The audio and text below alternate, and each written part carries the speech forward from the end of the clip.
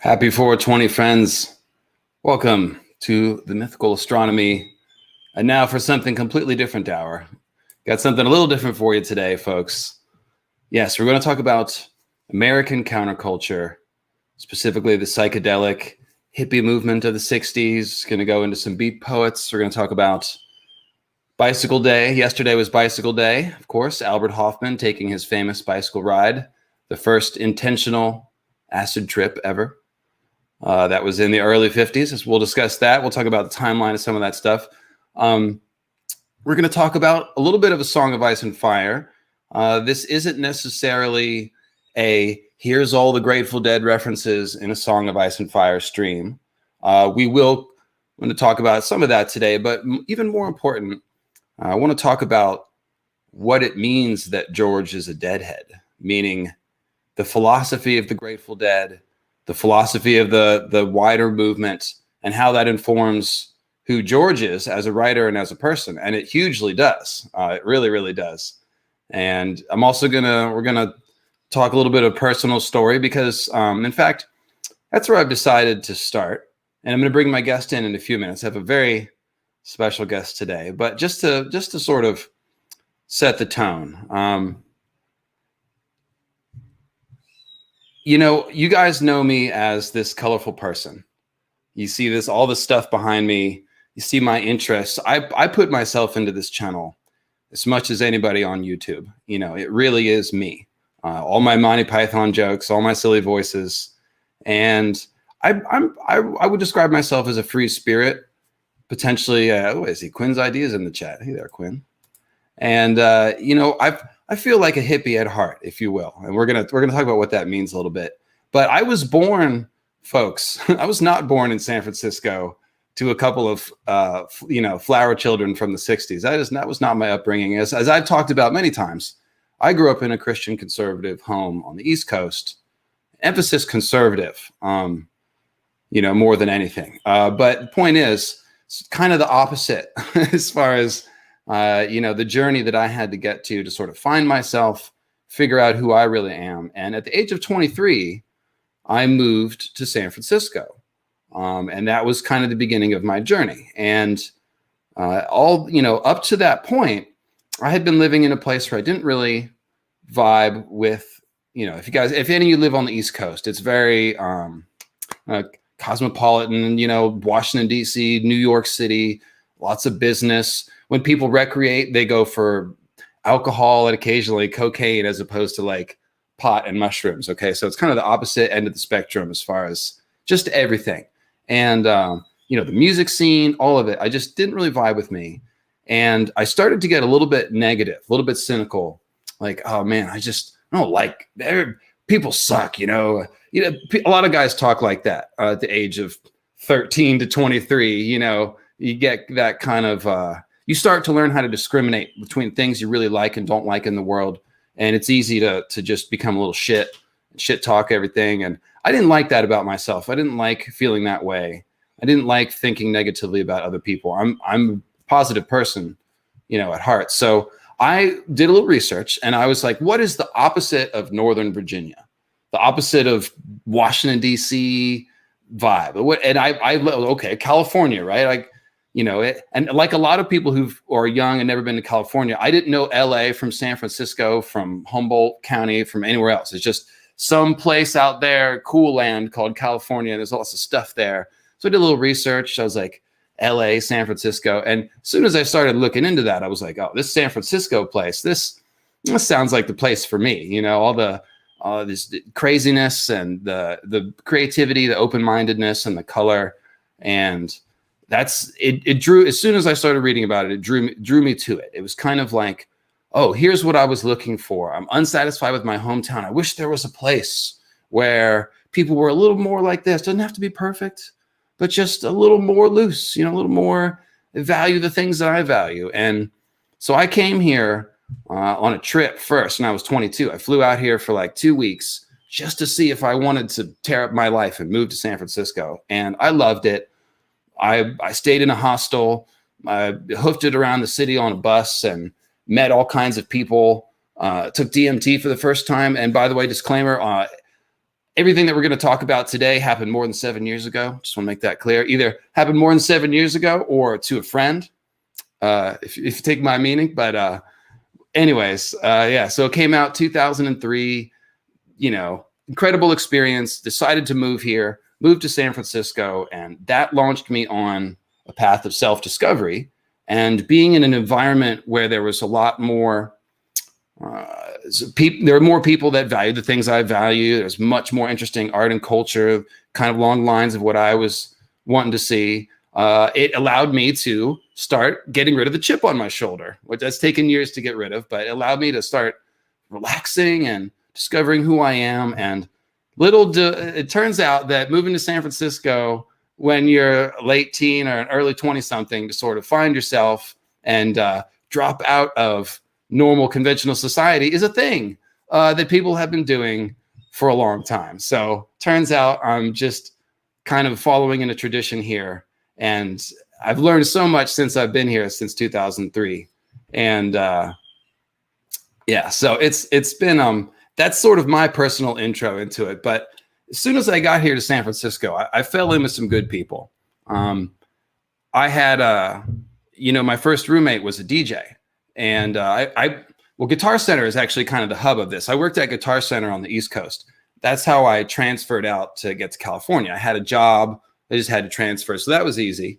And my first roommate was a guy named Tommy. He was a DJ Lexus, drum and bass DJ. And he, I got right into friends and cool parties and stuff. So I was able to get right into some of the great parts of San Francisco. And the next person I met that was kind of changed my life was my friend Shad. And he worked at Guitar Center with me.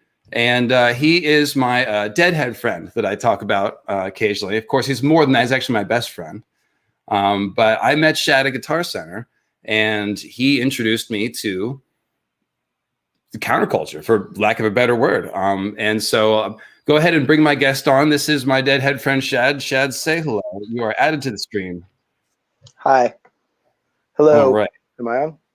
Yes, you are. I need to change my audio settings real quick. So you're coming out of a different speaker, so I don't have any echo. But yeah, you're coming through pretty good. Can everyone hear Shad? Pontificate, Shad. Say hello one more time. Hello. I'm a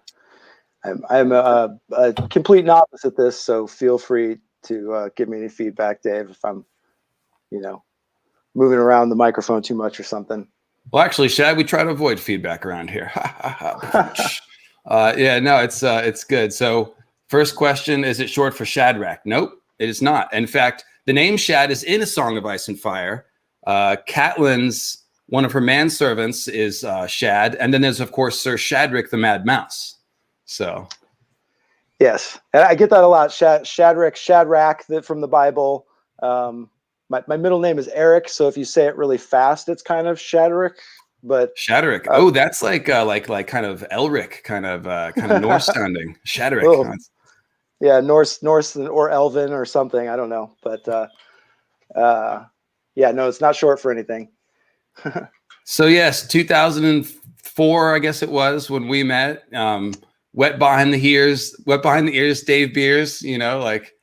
Hey, I just moved here from Virginia. Show me the cool stuff.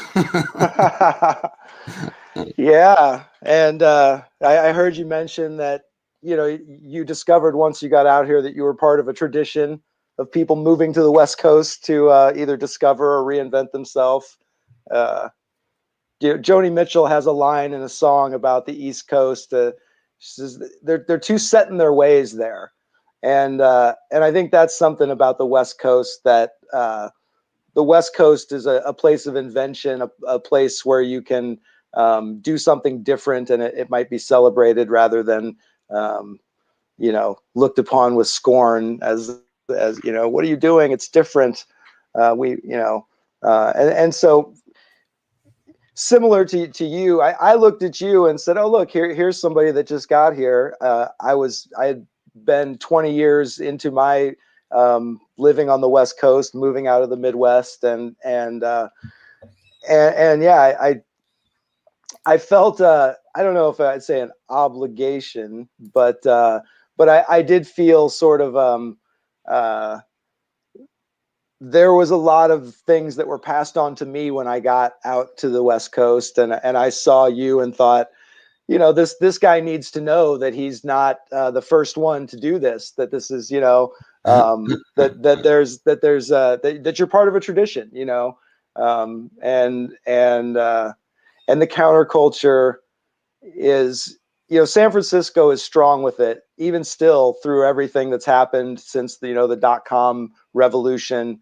But You once San described Francisco, it as a boom that went off in the 60s, that it's like a yeah, psychic thing where the echoes just continue to reverberate. And even if they fade 60 years later, you can still go there and catch a whiff. And it was enough for me in 2003 to still be this magical, different place, even if it was just an echo of an echo, you know? yeah, and you know, interesting.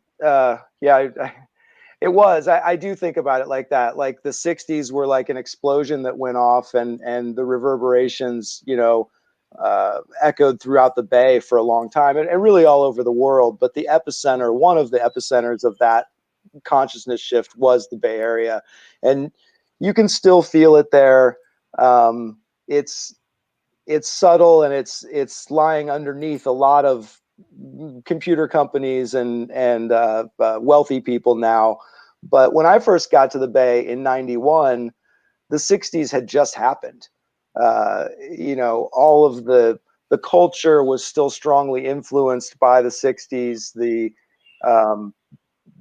all of the political sort of machines that were operating in San Francisco were things that were born out of the '60s. Our mayor at the time, Willie Brown, was a guy that lived in San Francisco in the '60s, and his roommate was a guy that became the district attorney of San Francisco when I lived there in the '90s.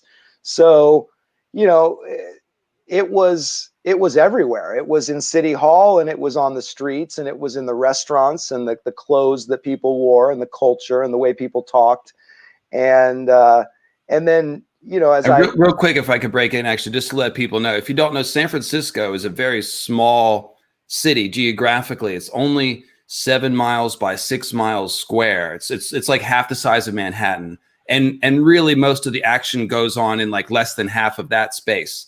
So it was the kind of small town, big city place where a lot of people ran into each other, and everyone kind of knew each other. And you can hear that in the story you're telling here. So, and of course, Berkeley is part of it too, but that's again another kind of small little spot, you know. Yeah, it's interesting. You know, people when people talk about the '60s in the Bay Area, I think they lump a few things together, because Berkeley had very much an independent culture going on, that was centered around the free speech movement and things that were really campus oriented protests. And then over in San Francisco, across the Bay, you had the flower power hippie children.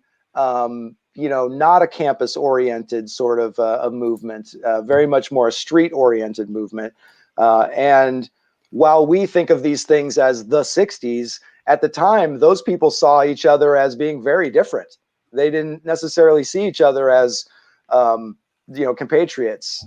They saw each other as working against the mainstream, but they saw themselves as having very different goals. So that's actually, let me back up. I was thinking about starting this stream with a Tim Leary clip, but I didn't get it queued up in time. But the famous Tim Leary quote is tune in, turn on, drop out. And he's talking about dropping out of conventional society, or leave it to Beaver America, if you will. But then the clip is followed by an older Tim Leary talking about that. And he's like, hey, we were on the cutting edge of something new.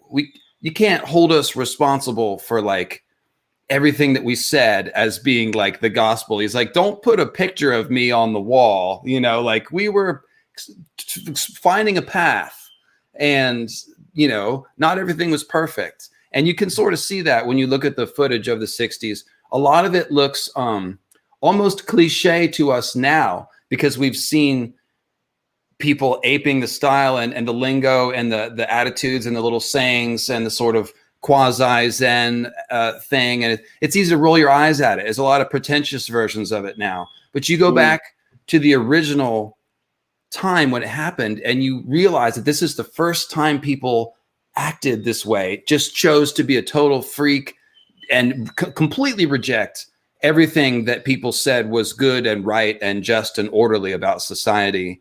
In America anyways. Of course, it's happened throughout world history, but that idea of dropping out, like I wanted to redefine it a little bit because it's become like, oh, the high school dropout. But I consider myself to have dropped out of society. I could have gone into debt and gone to college right out of high school, but instead I joined a band. And then I was like, wait a minute, I actually don't like Northern Virginia. I need to move somewhere where I feel more plugged in. And so I went on this whole journey, and then I've had a series of very unconventional jobs. Now I'm a friggin' podcaster. And so I'm not living on the street, but in my own way. And so I was going to invite you to sort of talk about that and transition into your story. You grew up in Nebraska and, joined Dead Tour. So you kind of did your own version of that, right? Yeah. Well, and that's, it's like yourself, I felt called to something. I called away from where I was, and then you get somewhere and you realize, oh, I'm not the only one that heard this call, and so yeah, the dropping out, like a lot of things, from hippie culture have been sort of made into caricatures of themselves, and context is everything, right? Like if Led Zeppelin came out today, nobody would be like, wow, this is such an amazing band. I was going to compare it to heavy metal exactly because you play actually if you turn like Black Sabbath up loud enough, it still kind of kicks ass, but at the same time it's you can tell it's the first time that people are doing power chords and stuff. So yeah, I mean, and just knowing how much that still, it seems heavy to us. Imagine how that sounded in the 70s, or imagine how Iggy Pop and the Stooges sounded in the 60s. Context is everything, right? And Miles Davis, the first time he'd made everything electric, everyone was like, ah. Bob Dylan, same thing, right? Didn't he go through that? Same exact thing. People, context, right? So in post-war America, American culture had really settled into the Pax Americana. The world was in this period of peace, and we were just thriving, economically off of all of the spoils of the war, or however you want to look at that. And we got somebody whose first Dead concert was at Soldier Field piping in here, Professor Gonzo. All right. I saw the Dead at Soldier Field a couple times. I figured you had. Carry on. Well, anyway, what was I even saying? I was worried when I interrupted you. I apologize. Well, you were just getting going with your story. I was just talking about context a little bit, and building off what you had said. It's not what they were doing in the 60s. It's when they were doing it, and the example that they set, I think, allowed for people like you and I to exist. And the well-developed counterculture that was born out of that movement, that youth movement of the 60s, created an infrastructure that made it possible for you and I to take far less of a risk, and have a place to land, and to have, sort of a path to follow. So for me, I left Nebraska, early 90s. It was summer 91. And I didn't leave to go see the Grateful Dead. I left because I was sick of my hometown, and I just had read enough books to know that there had to be something else out there. And a friend of mine and I just threw some things into his little pickup truck, and we took off for California. And our intention was to see some music, but it was actually, we went to the first Lollapalooza tour. And we saw some shows, and I got a mohawk at one of the Lollapaloozas. They were cutting hair. I was like, yeah, I had kind of long hair. My friend dared me. I got a mohawk. You were 19, right? I was 19, yeah. And as we were walking out of that show, Bill Graham Presents had some people handing out flyers for future concerts over the next couple months. And there was a Jerry Garcia band concert that said on-site camping, and the location was Humboldt County. And I, a young person, fond of cannabis, I thought, I definitely want to go see this Jerry Garcia band in Humboldt County with on-site camping. And so we did. We drove up and we got up there. It was about a week early, and there was another concert called Reggae on the River that was going on the week before, and it was this huge reggae festival. Big, still running to this day, of course. Yeah, it's one of the legendary reggae festivals. At the time, there was only a handful of them. There may be 3 that were really doing that. And so over the course of that weekend and the following weekend, I saw a lot of things that, growing up in the Midwest, people would tell you are not possible. Things that people will tell you with a straight face that does not exist. That cannot be done. And repeatedly, I saw people and met people that were living a life that I thought, so this is possible. Okay, I didn't know if we were going straight into Ken Kesey seeing around corners at this point, or you're just talking more loosely about sort of living differently. I got drawn in pretty hard. That weekend, I had a pretty strong psychedelic experience, and I've often described the experience this way when trying to describe something. I think you and I talked the other night. When trying to describe the indescribable, you can only be held so accountable. But I had the experience of losing consciousness, and as I was coming back into consciousness, I had this realization, and the realization to me felt as though everything I had known and experienced to that point in my life was like a giant pyramid upside down, resting on a point. And some force came by and took the point at the bottom of the pyramid out. And the entirety of my life experience just sort of shifted in my mind, and I saw the whole thing differently.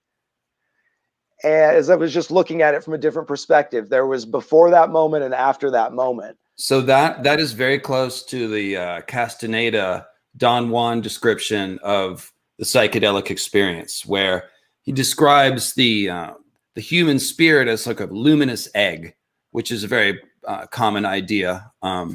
People who see auras and things like that, usually it's an egg shape.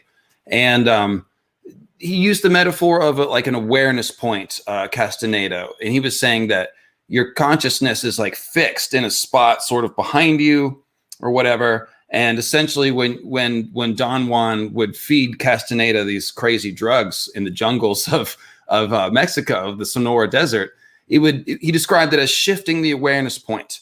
And when you shift the awareness point, it's like changing your perspective on one of those 3D sculptures where you move around and it looks like something completely different. And so that's kind of what you're describing. It's very same metaphor pretty much. Yeah, that was my experience. And like I said, there was my life before that, and there was my life after that, and a lot of people describe psychedelics as having your third eye open, or different ways of describing it. But yeah, you could describe it as hanging on a tree for 9 days and being strangled. That's kind of, I mean, if you're really hardcore, Yeah, there's different ways to describe the experience, but it, I was hooked. I wanted to know more, and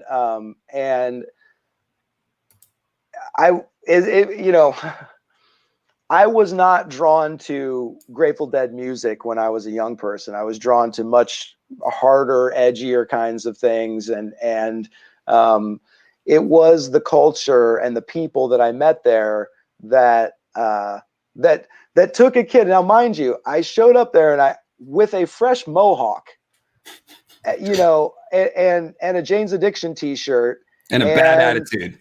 And, I was 19. I was, you can only have so good of an attitude when you're a teenager. So, yeah. And I can only imagine how close-minded I seemed to some of these people you know, Hmm. how small-minded I seem to some of these people, um, how probably sexist I seem to some of these people, you know, because the Sure. the you know the the maturity of thought that had gone into equality of people in this culture had been maturing for decades, longer than I had been alive. And I was raised in a culture that was far behind this, you know, in terms of seeing that. And instead of seeing me or treating me as something to be scorned, these people took me under their wing and they said, you know, here's somebody who wants to learn. Let's show him what we know. And you know, that had a big impact on me too. And it's something that I've tried to No, no, carry you forward. have. We've had so many small moments like that. I'm sure, like between the two of us, like especially when we were first hanging out, where you just had to like take a breath and he's young, you know. He'll get it, you know. I just have to say it a few times, and I do. I think about the people that you know met me as a 19-year-old and you know saw that curiosity was something that needed to be nourished, not that my ignorance was something that needed to be, you know, highlighted. And so so that started, you know, for me a journey, and I was 19 in the early 90s. So I was a young person, but I was a student of life. I was a student of what was going on around me, and therefore the people that were, you know, the guys in the band at that time were my age now. The guys that worked for the band are my age now. And so they were at a point where they had been doing it for a while, and and I was fortunate to be able to meet some of these people and you know, feel their energy, shake their hand, have talks with them about how they felt about where the scene was, where it had come from, where it was going. But you know, I I've been very fortunate. You know, I've met a lot of the people that were responsible for that music, whether it was the technical behind the scenes guys or the guys on the stage, and and I guess I do feel like I had a unique perspective because I wasn't one of them. I was of a different generation, but I had a true and deep respect for what they did. I wasn't, you know, oftentimes the new generation rejects the old, right? To make room for Hmm. themselves. It's like, well, hippies suck.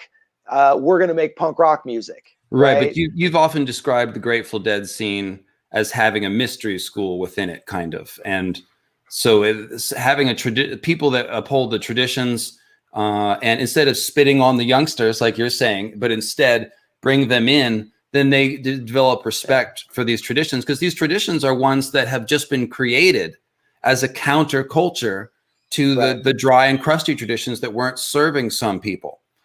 So yeah, it turns into, it should turn into a little more than just hanging out and having fun.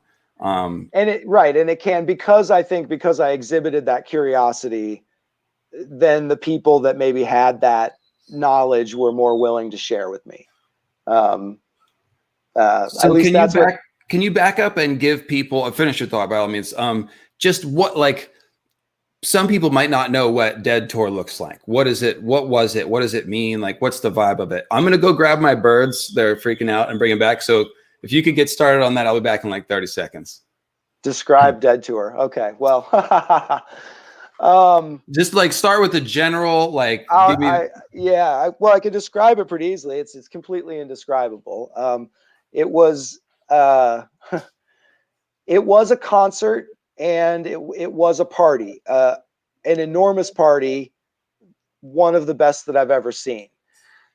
Um, Within that, there was a lot of different tribes that were gathering under the umbrella of the Grateful Dead. The when people, I think when people think about hippies that, or the Grateful Dead, they think about hippies, and that's really that, the hippies were one group of people that were at Grateful Dead concerts. There was hippies, there was, neo hippies like me, right? Like people that were post hippie, and then there was gutter punks, and there was Rastafarians, and there were lawyers, and there were doctors, and there were homeless people that were enjoying seeing a kinder society that would just, like, oh, you're homeless, here's some food, not like, oh, you're homeless, let's kick you in the teeth. Well, And didn't you sling grilled cheese sandwiches? yeah. And so it's this big party, and the party it's going on for decades, and there are certain things that get learned. One of the things that gets learned is when you get 100,000 people together, and each of them have $10 or $20 in their pocket, well, then, oftentimes $1 million in cash will get exchanged in the parking lot of one of these concerts on a daily basis. And so there were a lot of people that figured out ways to, glean a little piece of that million. Before the days of Square, everything was a cash transaction. Yeah, exactly. And that's one thing to keep in mind, is that, all of this is the pre-digital time. And so this was the physical manifestation of a certain part of the internet, what's now the internet. Like, this was where people would come and share information with like-minded people. It's where people would exchange goods and services. It's where, and so it was I'm sort of meandering here, but it was layers. It was a huge party layered over a concert with an enormous capitalist event layered over that. And then within that was a gathering of all these tribes of counterculture people from all over the country and all over the world. I met people from several different continents, So let me actually pause you there, because you said something interesting. So it's oh shit, my thoughts are racing. Go back. Well, give me your last sentence. Before? When I was talking about the layers? Yes. So it was actually a true free market. Yes. Yeah, like, it was the freest of markets. It was actual capitalism. I definitely learned things there that I have taken with me through every profession that I've worked in since. And I've done okay communicating with people in business, whether I'm sitting in a office boardroom talking with insurance executives, or I'm talking with some pot growers, or I'm talking with insurance executives trying to communicate with pot growers. The principles that I learned in seeing that capitalism in its truest sense. Yeah, that was a lesson that most people will not be blessed with in their life. And you could make a killing if you got the right location. You could sell 1,000 grilled cheese sandwiches.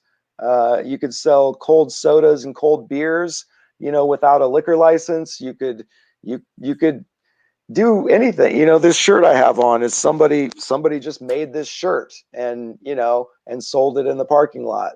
And you could sell a certain number of shirts just because people wanted to buy a shirt, but there were people that made really good shirts, and we all knew who those people were. There was one guy who made these batik shirts that were just some of the most beautiful, like, batik work I've ever seen. And well, so one of the things that I love in my exposure to actual Dead tour and stuff is quality. There's an appreciation for quality that goes back to Owsley Stanley that speaks to me, because everything that I do, I want it to be the best and the choicest. And, we're connoisseurs of cannabis and occasionally wine and things like that. And obviously music equipment. You see Shad's mini wall of sound behind him.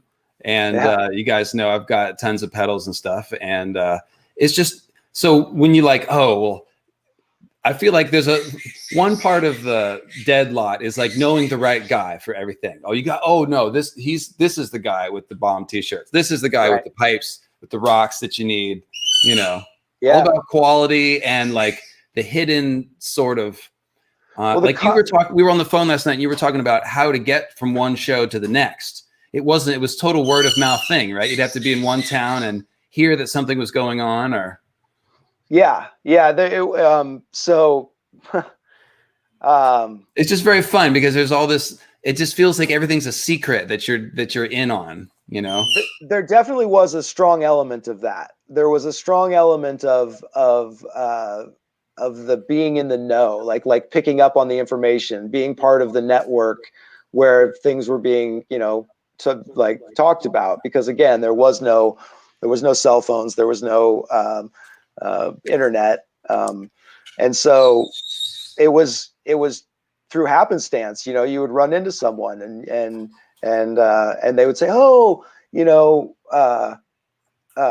I think somebody knows you here. Hey brother, we're the same age and have met. I was lucky enough to see 32 Dead shows and a dozen Jerry band. I worked backstage catering at Capitol Center. Trivia: Jerry was allergic to pine nuts.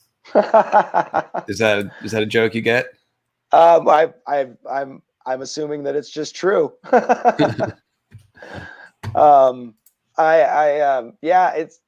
sure that there's folks. I mean, if we're the same age and you were at shows in the 90s and but you have a better memory than I do. Well,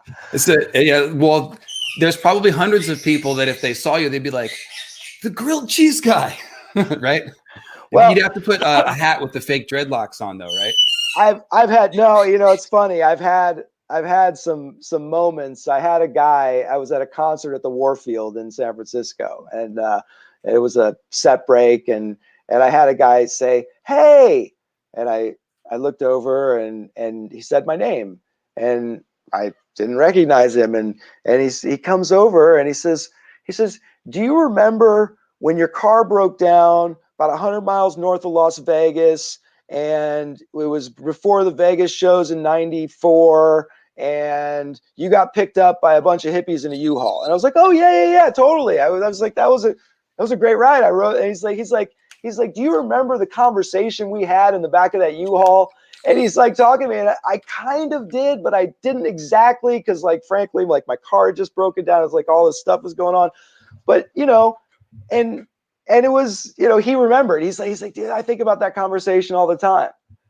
And, you asked to describe Grateful Dead tour, and I say it's a pretty indescribable thing. That right there, the little moments that you shared that were so random and so by chance that, it changed the way that guy thought. It changed the way he thought about certain things. Philosophy. And you were probably things. passing on some ideas that changed your life that somebody else gave you, no doubt, right? So exactly, and there was so much of that that you couldn't help but feel that there was a little magic. There was something keeping this whole thing on the rails. Like, how could this ball of chaos just be tumbling down the road and yet continuing to gain, there aren't many endothermic reactions in life, right? Like things don't give off energy often, right? Okay. It's much more often that things take in energy.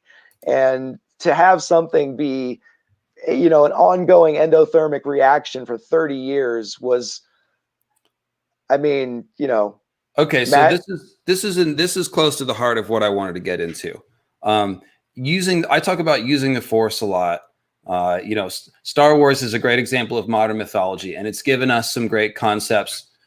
A lot of it's just repackaged Buddhism with laser swords, but using the Force to me means having it's kind of like a comparison between following the tried and true path, trying to succeed by doing the things that people tell you that you're supposed to do to be successful, versus doing something that's more like feeling your way out, choice by choice, moment by moment, decision by decision, and developing the skill of discernment and intuition. because if you're always following advice and rules, you're kind of not practicing discernment and intuition as much, or in the same raw, open kind of way. So what we're talking about with Dead culture and Dead tour and the 60s in general and dropping out is really like just completely embracing the chaos, which is the other thing I want to talk about, and allowing yourself to live in a place that is less structured, that relies more on those chance moments,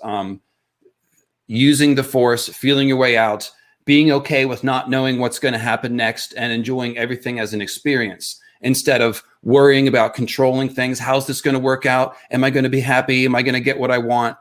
So there's a lot of, this is where you see a lot of this Eastern Buddhist thought coming to America in the 60s. I mean, that's a large part of the counterculture and the psychedelic movement. And it's the one that resonates with me personally. You know, I've talked also about having ADHD, so it puts me in a more of a creative chaos kind of realm. I don't like structure. You're pretty similar. You know, you eschew structure. And, you know, I did a live stream recently, Shad, talking about order versus chaos. And we talked on the phone about it before I did the stream. I was developing some of my thoughts with you. And we talked about chaos as kind of like the potential for something to exist versus once a thing is made, it now has structure and order and it's a fixed object.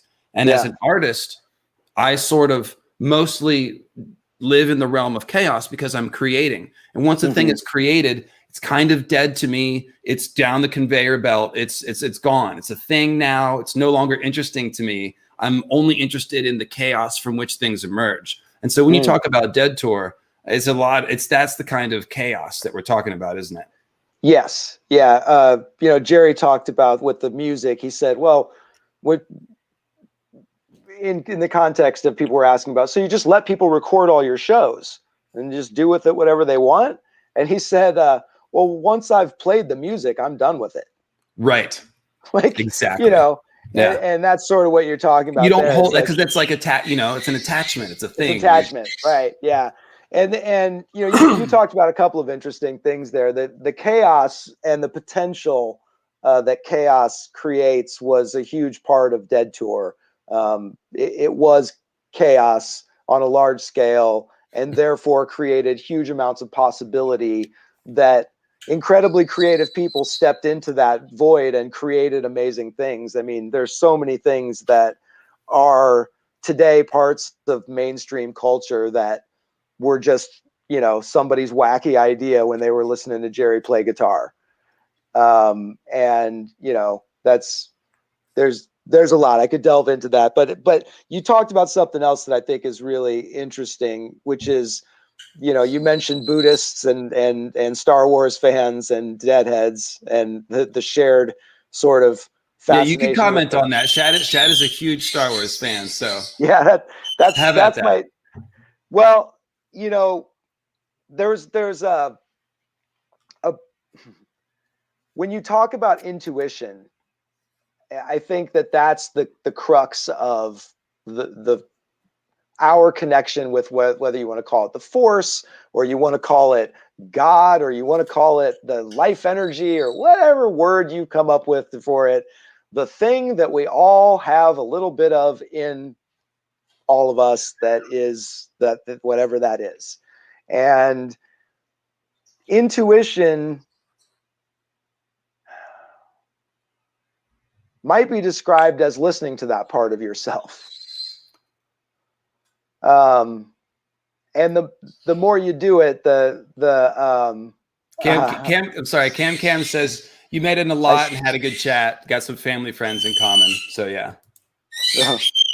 That's awesome, man. That's those like we said, those talks, man, that's the basis for everything I've ever done in my life. So well, and guys, for me, I feel kind of cool to have drawn one of Shad's old friends into my mythical astronomy fandom. So, you know, that's good. It means I'm pulling in some good people. Oh yeah, so Star Wars. Quinn's reminding you to go back to Star Wars. He wants to hear what you're saying about that.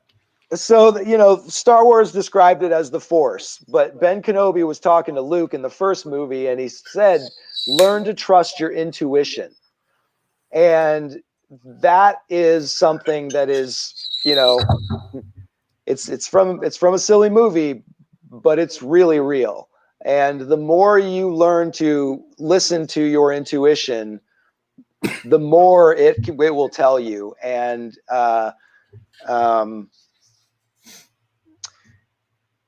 it sort of gets back to the original thing you were talking about, Dave, when you were talking about dropping out. You know, it's getting off of that path where you're listening to everything else that's going on around you and listening to the part of yourself that you know is telling you the truth. And it's a dangerous thing, because people can start listening to the part of themselves that's like not telling them the truth and really getting into that, you know. But if you can plug into that part of us that is, you know, part of the universal thing, the sacred, the whatever, and listen to that part of yourself, then you can behave as a Jedi does in the Star Wars, and you can see around corners and with a dark shaded helmet on predict when the little drone is going to shoot you with the laser. It becomes a feeling, and that's something that I learned on tour, and you know, not I feel something like if anything, that's the mystery, the foremost mystery that's being taught there. You know, like how many people, how many thousands of people came through Dead Tour and learned that skill and that truth. Some, and enough to have an impact on society. You know, there was an old saying on tour, "We are everywhere," and that was QAnon stole it. You know, did they? Damn. Well, where we go one, we go all. That's there. Oh yeah. Well, it's a little different. We were more like it's a little more like Illuminati sounding. That's the way they put it. You know, "We are everywhere" was sort of it was a thing. You know, as a 19-year-old with dreadlocks, you could go places and sometimes something nice would happen for you and you wouldn't really know why. You know, sometimes a person of authority would just hand you an extra ticket that they had, that just when you looked at it was like, oh, complimentary ticket. This guy must work for whoever, and, you know, wears a suit to work. But, you know, yeah, the Deadheads nice are everywhere. Yeah, they I mean, yeah. We've been in Congress. We've been in, you know, there's senators and senators and homeless hippies. You know, I mean, that covers the spectrum, right? So now, I will say it was a very white dominated culture. You know, it was predominantly like made up of white people. So it was a lot of white people that we were convinced we were very diverse. But it was, you know, it's an interesting thing. I think that's something that's changed now. Like, I think youth culture now is more integrated in some ways than it was back then, you know? Yeah. In the 60s, you see there's a few like kind of famous stories of when the Black Panthers and the free speech people, you know, and like you said, there were different groups that were operating in a similar sphere there. But yeah, it is more integrated now. That actually transitions into a good topic that we were going to bring up. And I apologize, everybody. My drinking horn is broken. Usually there's the meat of poetry in here, and it seems to be just smoke coming out today. So I'm not sure. I had to figure it out. I've been a little bit slow on the Norse mythology videos, guys. I've been trying to drink the meat of poetry all week to get in the spirit, and it's just been smoke. And so I've been a little distracted, and I apologize. But I will get it together and get those Norse videos out here definitely before the end of the month. Goose is scolding me. He's like, "Yeah, you lazy butt." Anyways, so somebody in the chat is reminding me to mention A Song of Ice and Fire at least once. So I real quickly hit a thought at the beginning where I talked about, or maybe I skipped over this altogether. Okay, so let me just rephrase. So Song of Ice and Fire, the number one thing you guys know about it from watching my channel is that George pulls a lot of stories from everywhere and repackages them and repurposes them into A Song of Ice and Fire. we talk about mythology here. Other people could take the War of the Roses, medieval European history angle. There's somebody else out there lurking that is the Marvel Comics 60s and 70s experts and has found all the many references to golden era Marvel's comic stuff in A Song of Ice and Fire. It's endless and endless. And even just within mythology, guys, you have seen me discover entirely new wings of mythical influence. Like the time that I found Sun Wukong and was like, oh my gosh, Tyrion is Sun Wukong, the monkey demon king. I've never even heard of this guy and had no idea. And like, I read Journey to the West, and there's a whole new wing of mythology to explore. So Grateful Dead, there's a lot in common as far as that amalgamation philosophy. The Grateful Dead, not first and foremost, but they definitely are. They kind of swept up a lot of different American music and a lot of different American culture and ideas and melted it all together. And now, Shad, you were talking about how the scene itself was not very diverse. It was pretty white. What's great though about music is that music has been a common language in America and throughout the world, but especially in America being a melting pot country. And when I think about the contributions of Black people to society, for example, like American music would be like nothing without Black people, right? We talked about that. Rhythm and blues, jazz, gospel.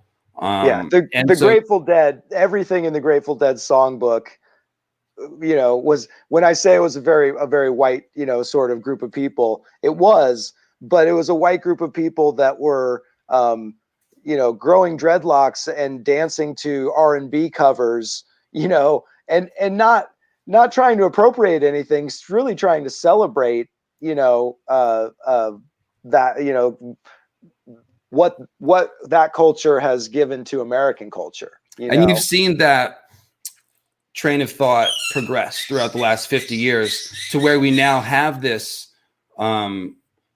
culture that is very much more amalgamated. Like it's like you go on Dead Tour now and everybody listens to hip hop and stuff. Like it's you know, and I feel like a lot of that started with there, but it starts with, I feel like the music is ahead of the culture almost. Music is what will bring white people to the Black part of town and vice versa, and start that. It really helped with breaking down some of the walls of segregation. Because you remember, again, going back to the 60s, like we're pretty close now to some pretty ugly American history when we're talking about slavery and Jim Crow and lynchings. And like people talk nowadays and say, oh, well, my grandfather was alive when that happened. It's not that long ago. Well, in the fucking 60s, it was really not that long ago. So we're talking about the evolution of American culture here. And music is so special to me and has broadened my perspectives because of this.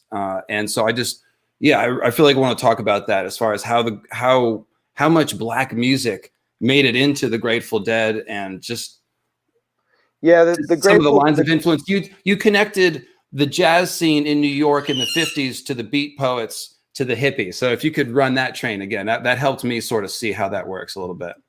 Well, definitely. There, you know, counterculture didn't just spring up wholly, you know, formed in the 60s. There's always counterculture. And in some ways it feels like there's a torch that gets passed. And I do feel like there was a real cultural, artistic evolution with the New York jazz scene, you know, in the 40s. And of course, if I'll just turn my camera, you guys know I have this Thelonious Monk pictures over here. So that's what we're talking about. 5-spot Coltrane Monk. Carry on. Yeah. And those guys were really trying to connect with a new way to create art, right? Where you were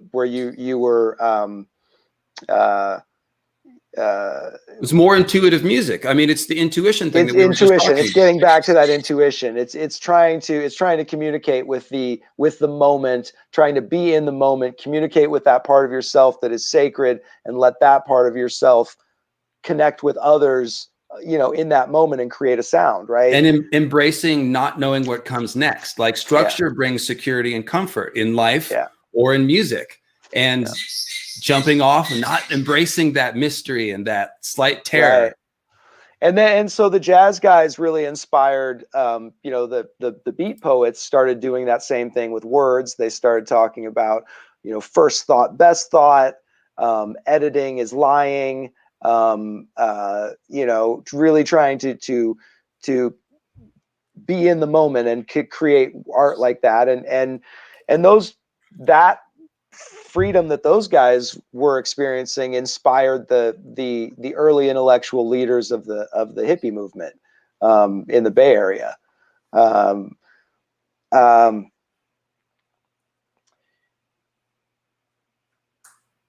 I there was something else you were talking about I went from talking about influence of like gospel and black music on the Dead to then oh talking yeah, about the connection yeah. between New York jazz scene to the beats to the San Francisco scene. So the Grateful Dead's original keyboard player, yeah, call logo like that. The beats have some great quotes, man. They really have some really pithy little phrases that have stuck with me. I love to throw around the idea of symbols. Everything is a symbol of itself. That's another one that I thought was a beat. I thought Allen Ginsberg said it. Turns out he was paraphrasing a Buddhist. But yeah, that's a deep one. I'm going to try to explain my best understanding of that in my book, but that's a whole nother train of thought. So yeah, I do want to just put a button on this. The original keyboard player for the Grateful Dead was a guy who's Ron McKern. He went by Pigpen, and right. Pigpen's dad was a blues disc jockey for a radio station in the Bay Area. And so Pigpen grew up steeped in blues music. Like his dad was like sort of an authority, and a lot of these musicians were his dad's friends. And so for a little white kid growing up in the Bay Area, he had about as much exposure to rhythm and blues music as a person could. And he definitely brought that to the Dead. Now, when I say their original keyboard player, if you ask anyone from the Dead, he was the band leader. He was, before Jerry came into his own, this was Pigpen's band. They were essentially a blues cover band, So, yeah, all downhill after Pig died. That's definitely the way some people look at it. Anyway, yeah, so that is a major artery of what became the Grateful Dead's music. So it wasn't just, oh, we like, everyone's been influenced by blues music if you play rock music. It wasn't like that. Like they played blues covers. It was a huge part of their thing. So anyway, I just wanted to throw that out there.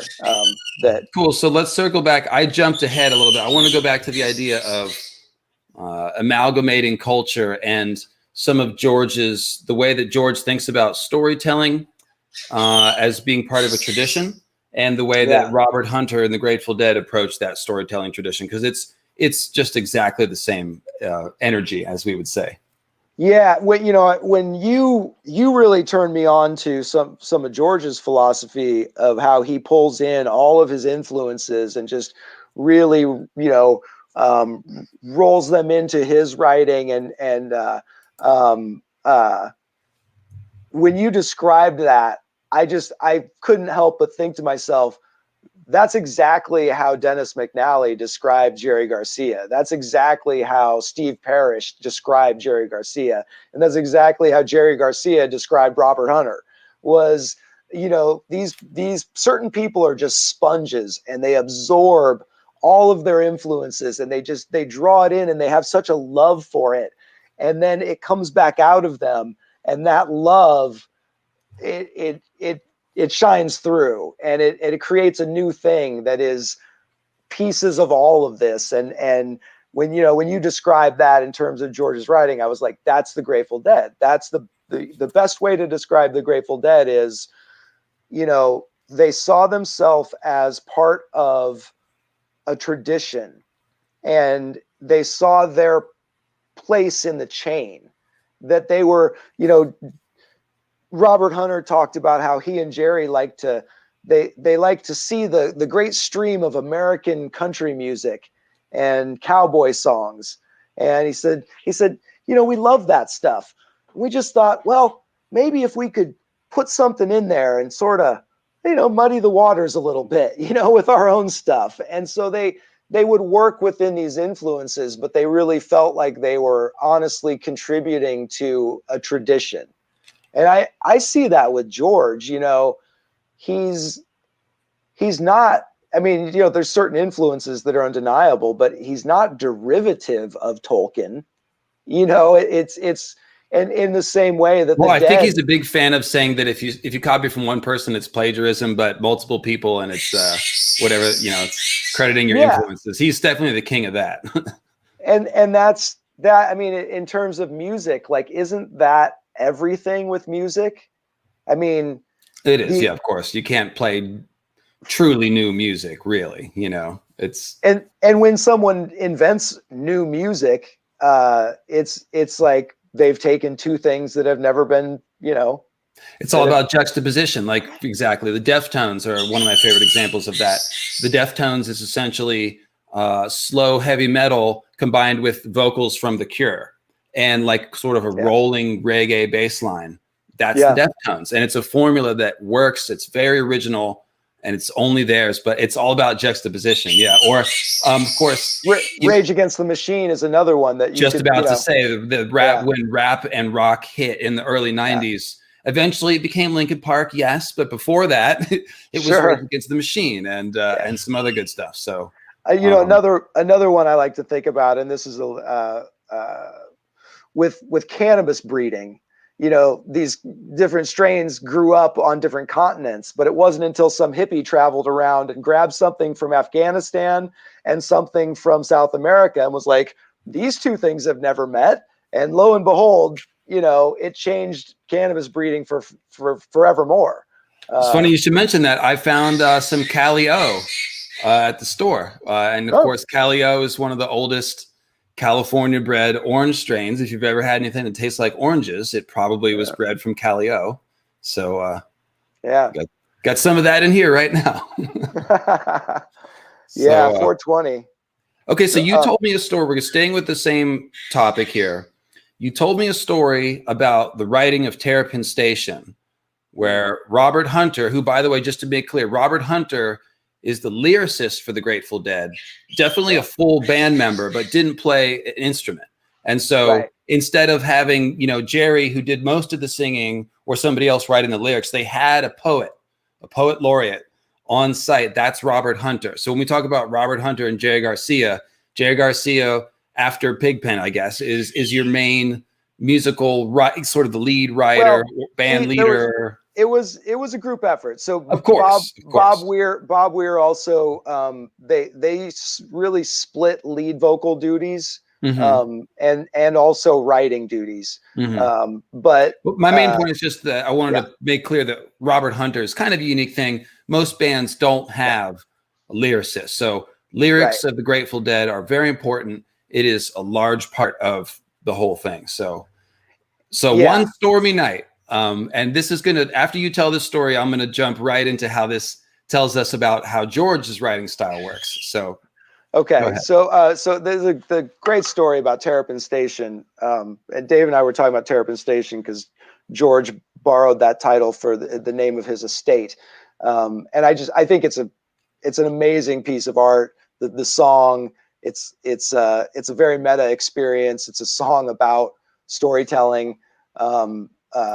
But so one night, Jerry's driving home from somewhere in the East Bay, and if you've ever been in the Bay Area, there's this bridge, the San Rafael Bridge, and it kind of goes high up into the air and then drops you back down on the other side, and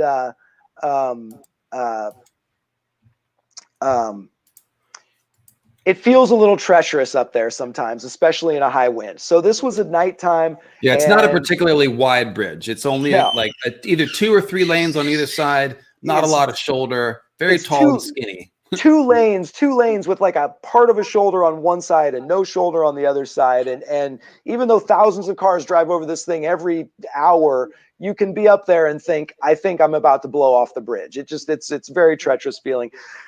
And so on this particular night, it was a very, dark and stormy night, as it were, and lightning storm, thunder, the whole bit. And it's Jerry's driving his BMW over the bridge, and he sort of hears this music, and he gets home and he bangs it out and sort of gets a little rough bit together of what would become Terrapin Station or the Terrapin Suite. And he was living in a duplex, upstairs, downstairs duplex. And he goes downstairs and he knocks on the door. Robert Hunter was living downstairs. And he's like, man, you got to hear this. I think I just wrote something really cool. And Robert Hunter kind of looks at him funny, and he's got a, pen and paper in his hand. He's like, I think I maybe just wrote the words to it. And Robert had been sitting at his back window watching the same storm, the same lightning storm over the bay that Jerry was driving through, and wrote this poem. And yeah, as it turns out, the two went hand in glove together. And anyway, and so it turns out to be this very long, elaborate piece of music. Many Grateful Dead songs are obviously can run a little long, depending on the night and all that stuff. But this is an epic song. And so think about how this works, guys. Terrapin Station was not constructed brick by brick, slowly and painstakingly over years and years. It came in a flash, in a creative flash of lightning, if you will.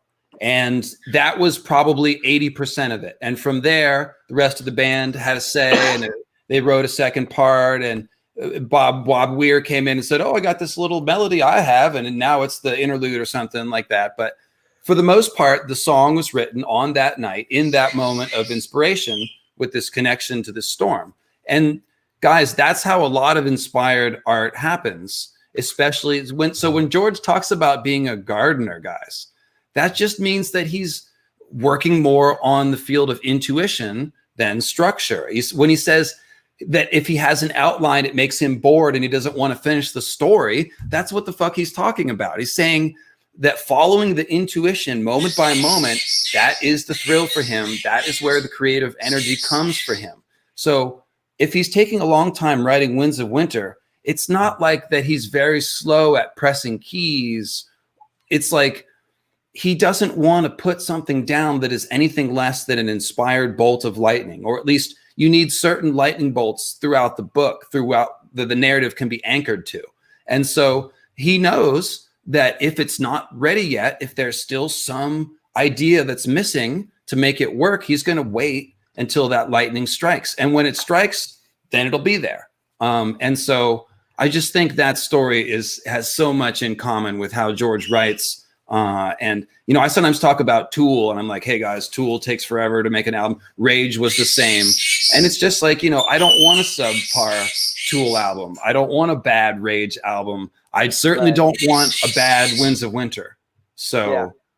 Well, I think you saw what happens when you rush a story, with the way the TV show ended. Shad, you're a veteran YouTuber now. You're bagging on Game of Thrones. This is great. Well, no, I'm not bagging. I'm just saying that when you don't honor the fact that the creative process is a collaborative process between you and the muse, when you think that you can just force it, that's when you end up with something it feels that forced. It feels, Terrapin Station kind of came out of the lightning storm nearly whole. I think from what I've read, it took the drummers a little while to get the drumming all nailed down in the studio. It took the drummers a while to figure out, what the fuck. Yeah, there's a lot of time changes in it, and I just listened to Bill Kreutzmann told this story on Grateful Dead Radio not too long ago, and he said, yeah, Mickey and I were having a real hard time, and we got together, and I just said, hey man, if we just agree to do the same stuff at the same time, it'll be okay. And then they went in and recorded it the next night. But I did notice someone in your chat mentioned John Perry Barlow. So he was the other lyricist for the band. He worked primarily with Bobby Weir. After Bob changed a lyric in a Hunter song and Hunter wouldn't write with him anymore, he changed guitar to Quasar, and Hunter was done with him. He wouldn't write with Bobby for decades. That's it. I'm out. It's like I can't do this. But Bobby had a friend of his, John Perry Barlow, who was the other lyricist for the Grateful Dead. I've also been corrected and told that Robert Hunter does play, and he has his own music that is worth listening to. And somebody else asked us to give a shout out to David Grisman. And I know you're a big fan of Grisman and Garcia. Let me go put my birds back, and you can take care of some of that. Sure. I've seen Robert Hunter perform when he started performing again after Jerry died in the mid 90s. I got to see him play a few times. And it is an interesting interpretation of the music. It's certainly a more folksy kind of production. But it was a very interesting perspective to gain on there were certain lyrics. For example, we were just talking about Terrapin Station. When he did Terrapin Station, he did the full lyric. Jerry only used part of the lyric with the Grateful Dead's version. Robert Hunter has a version that he recorded that used the entirety of the lyric. And there's other examples like that where hearing Robert's version of something is another insight into the art for sure.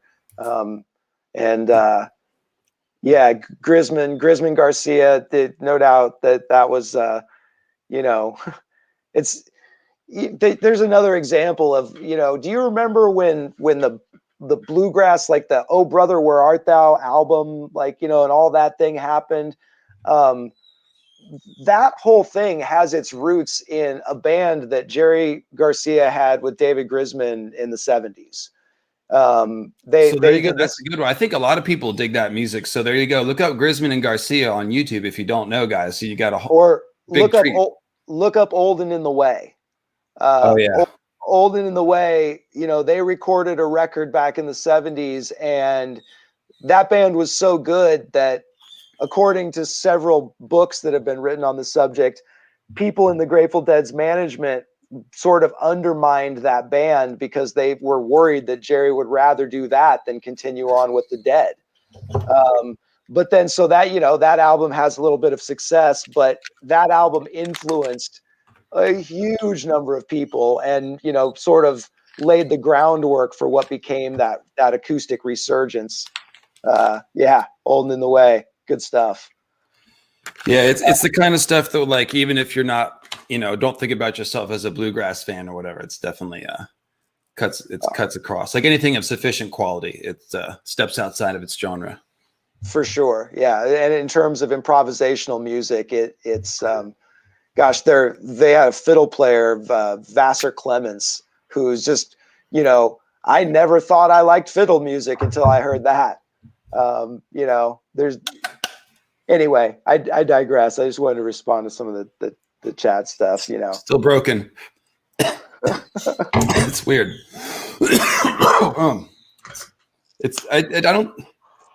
I don't know. I don't get it. I guess like dragons have horns and dragons breathe fire and smoke. So it must be like some sort of alchemy. I don't understand it, but it's working. Yeah. So, you pointed out the first few lyrics to Terrapin, and the part that really caught my eye, it's got a bit about the storyteller tradition. We kind of talked about that, but the very first paragraph, it says, "Let my inspiration flow in token lines suggesting rhythm that will not forsake me till my tale is told and done." And you compared this to an invocation of the muse, such as you'd find in classic Greek theater. So I thought that was worth mentioning. Yeah, well, I think again, Robert saw himself as being part of a tradition. One of Jerry's, it was either, his tech or Robert Hunter or somebody, he said Jerry doesn't really see himself as having as much in common with a modern rock star as he does the guy who would play songs for the sailors on the ship back in the day. Sailors are very superstitious, as we know. Yeah. But he saw himself as being just part of this long tradition, and so did Robert, and it took me a long time to understand that, that let my inspiration flow. When Jerry would sing that part, it just felt so right. It just felt like, oh yeah, here we go. Like, let my inspiration flow. Here comes this song. But it took me a long time to stop and think about, like, what's he saying? And it's actually the writer of the song beginning the writing process, right? Saying, let's just write something down and sort of suggesting some rhythm just to get something going. And I think any creative person has done this. Like, sometimes you just throw some junk out so that you can get the machine working, so that you can get to the good stuff that's coming, right?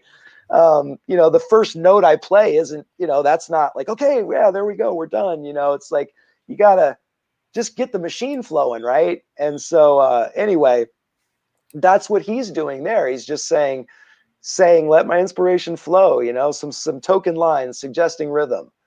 And then he goes on. So the song is called Terrapin Station. And it's a couple of people on Twitter mentioned the turtle symbolism, because it's well known that George loves a turtle, always has a turtle brooch and turtle shit. And he named his house Terrapin Station. And you were cluing me into what the metaphor is there. The idea that, like, the shell, well, I don't want to steal your thunder. Go ahead. Well, there's a few different cultures that have used the turtle as a symbol. That there's like the Native American culture that the tradition that talks about all of the earth being on the back of a giant turtle. Let me actually close my bird door. So yeah, go carry on. Be right back. But I've had a hard time putting my finger on exactly why the turtles, the Terrapin and Terrapin Station. But the thing that all of the turtle symbology that I've looked into, the thing that it all has in common, right, is this plane of existence. So that the turtle is like, it symbolizes like Earth, like this reality.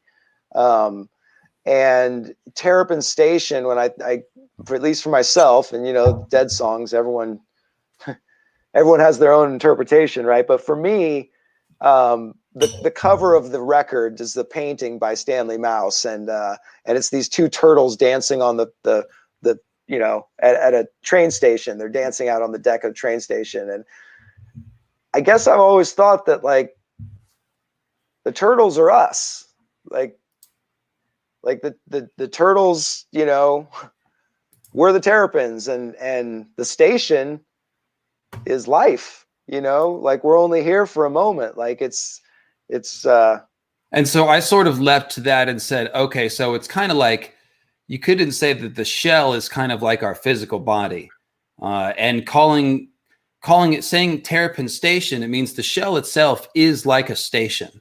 So it implies that our soul has an existence before and after, that this physical reality is only a stop on our journey, that it's a train station. And so it's interesting because transformation is such a big theme in A Song of Ice and Fire. I mean, one of the central themes, he echoes it at every scale, small personal transformations to the transformation of the world, all with parallel symbolism.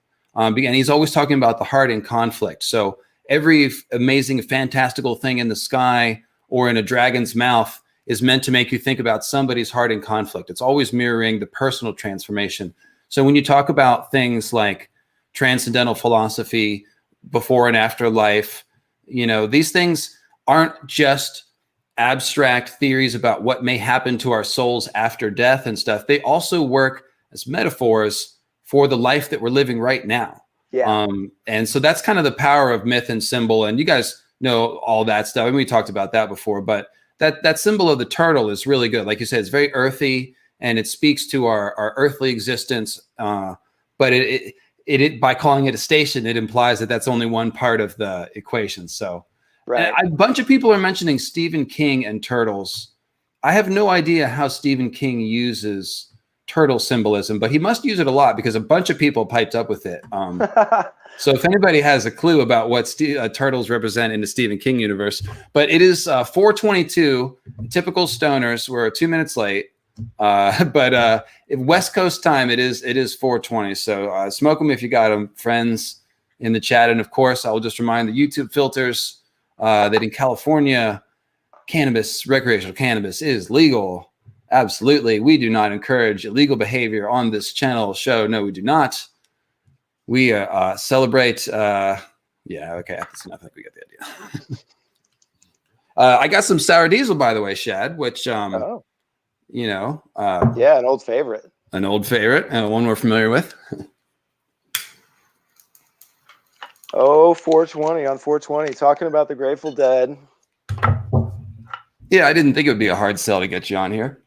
No, I figured, when you asked, I was like, that's probably what I'll be doing anyway. So smoking and talking about the Grateful Dead, or at least thinking about it. Yeah, we've talked a little bit once. First time I read through, there's a few things that jump out at any Deadhead. When you're reading a book and a character is named Darkstar, you're like, okay, and then I've got some turtle info. So put a pin in Darkstar real quick. Yeah. So Quinn says that Maturin is the great turtle creator of the universe, and that he is life incarnate, but he sleeps most of the time. That's cool. The sleeping god is definitely an archetype that we're familiar with. And Carl Karsnark is adding that turtles are, of course, amphibious, and so they can be a world-crossing figure. And I think George is using some of that symbolism with his turtle stuff in the book. Very cool. Yes. So there you go. And the Terrapin in particular is the sea turtle, right? Not a tortoise. Yes. Okay. Yeah. I guess you're right about that. It's because the tortoise sort of has some different stuff attached to it. And I don't remember which Dead song it is, but I caught some lyrics in a Dead song that was completely using that astral plane ocean metaphor that's very common. In A Song of Ice and Fire, George has this specific, I think I've told you about this, Shad, where the green seers can be seen as swimming in a green sea, and that the Weirwood net astral plane is compared to a watery world. So when Patchface is talking about under the sea, this and that happens, those are all metaphors for things that happen in the Weirwood net, which is the green sea. Yeah. And so that's sort of George's little version of that classic, the unconscious or the astral realm or something, anything that's sort of nebulous and unknown and beyond the scope of defined life and mortal existence can be symbolized as a sea. And I feel like I've caught that imagery in a lot of Dead songs. Yeah. I think you might be thinking. I think I remember we were talking about the lyrics to Darkstar one time, and there's like some. And yes, Shad did grow up near Omaha. Somebody's asking. Maybe, I don't know. Could be someone else. You must have said something to give it away. Yeah, I must have. Anyway, Darkstar. Right. So that the first time I read through the books, or I actually listened to the audiobooks, you catch a couple things. You catch Darkstar, you catch a couple things that make you think like, whatever. There's the Dead borrowed this stuff from other places, maybe. And then, it turns out, no, this guy listens to the Dead all the time, considers himself a Deadhead, still goes to, Dead company shows. And so then, I kind of on a subsequent digesting of the books, I realized, oh wait, this is just littered with Grateful Dead stuff. Like it's everywhere, like all through, both on obvious levels and like super, non-obvious levels. And then I started to see that he and he and Robert Hunter have a shared sort of symbolic language. They they use a lot of the same touchstones, a lot of the same stories, I think, influenced them as storytellers. And so the crossover, you know, it just, I started to see just a huge sort of influence, you know, if not influence, then they were part of the same tradition. They saw themselves as being part of the same, you know, grand tradition of storytellers. And if I keep, oh, sorry, go ahead. No, all right. So I want to jump in and say here that, like, I think the way to picture this is like, picture young George Martin listening to the Grateful Dead, and think about these lyrics that I'm about to read as images, colors, impressions, things that stuck in his mind and became part of George's symbolic language. Like you said, you can really see that there's a shared symbolic language. When you read the lyrics to Dark Star, it's just, it sounds like one of my theories turned into a poem. Particularly, it's got the astronomy angle. So it's pretty short. It's just 2 paragraphs. It says, dark star crashes, pouring its light into ashes. Reason tatters, the forces tear loose from the axis.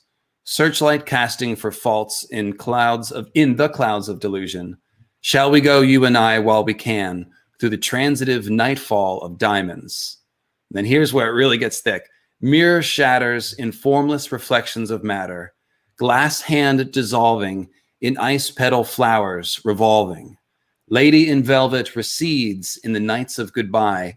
Shall we go, you and I, while we can, through the transitive nightfall of diamonds?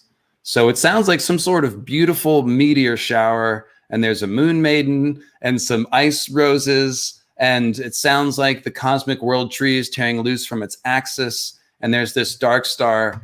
And all of this is so intense that that reason itself tatters, the mind shatters along with the world. I'm not sure what exactly that song's about, but vibe wise, isn't that a song about the long night or something like?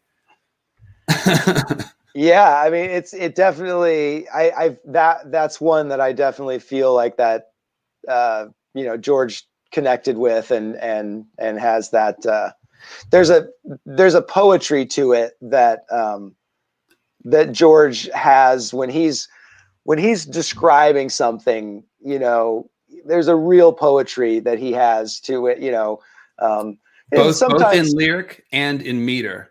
He hits it both. Yes, it's very poetic from George. Yeah, and you know, there's times when his writing is witty and pithy, and there's times when it's this and that, but there's times when, you know, it sounds like the lyric to Dark Star, you know, and when he's describing something grand, you know, it's yeah, I feel that. There's a few online, you know, you can find some lists of things that Grateful Dead things that pop up in A Song of Ice and Fire. There's one that I've talked to you about. I was just going to say, go ahead, let's go for it. You know, that I've never really seen anyone talk about, but I think it shows the depth of both how George thinks as a writer, you know, that he had I'll just describe it and then,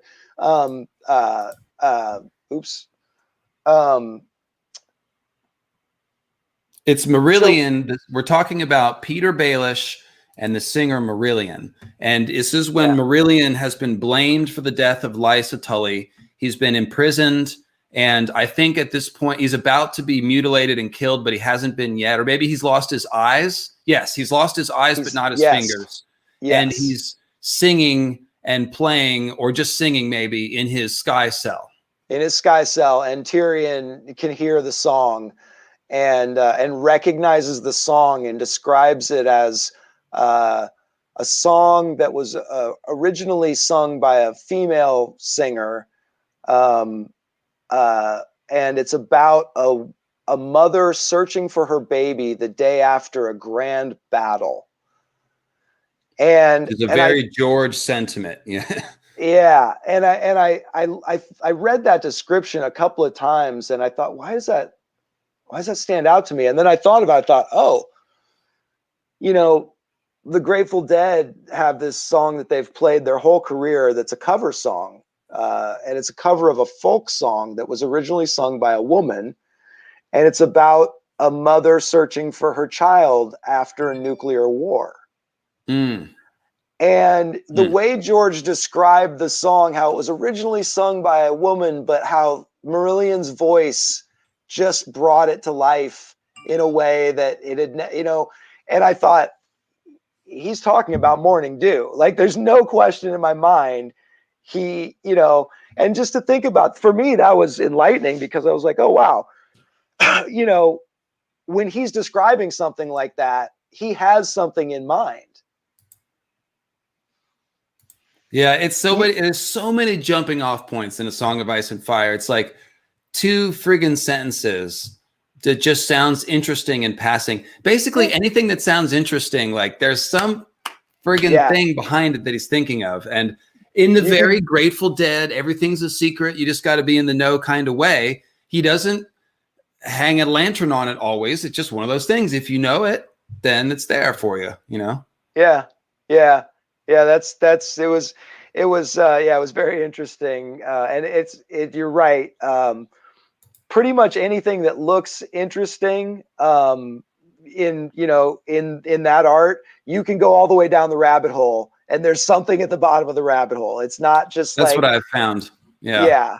Some people, occasionally people that are new to my channel, they'll have this sort of comment, and I used to get this more, like, sometimes a spade is just a spade, and I'm like, not in A Song of Ice and Fire, my friend. It's just not. It's just not. Find me one in the books. It's there's been a couple of times where you have I've known this character a long time before he was spouting any of this nonsense to strangers on the internet. I used to hear it on the phone. And a lot of times, it'd be like, we'd be having these conversations, and I'd be like, yeah.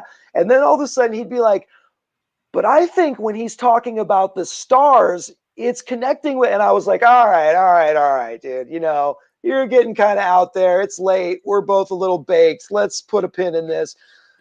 But then sure enough, as the idea comes together and he talks to me more about it, and I'd be like, you know what?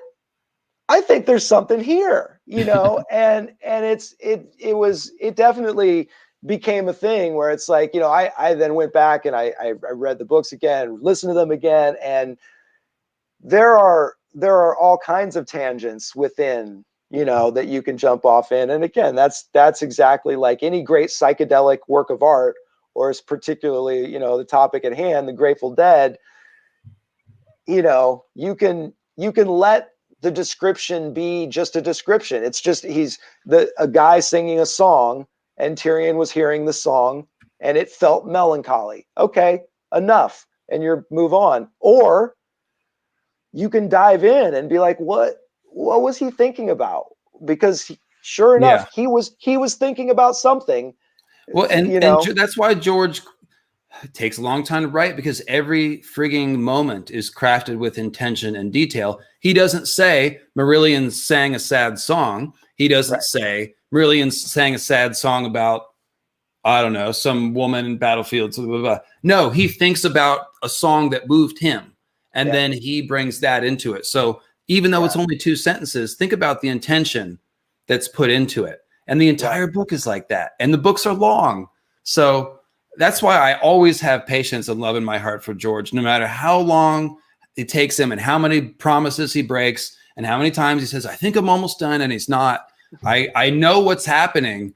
And what's happening is that the man is putting quality and craft above everything else, because he knows that at the end of the day, once the thing is complete, they're just going to be read as books. They're not going to be like, how long it took is a footnote. So he just needs to make sure he finishes the series, of course. But that's another conversation. So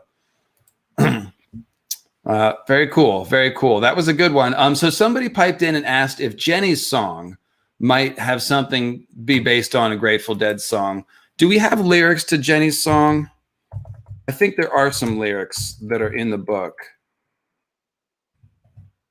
Or is it only that they made them up for the TV show? I don't think there are lyrics in the book. My chat will tell me. They'll catch up in a second. Let's see here.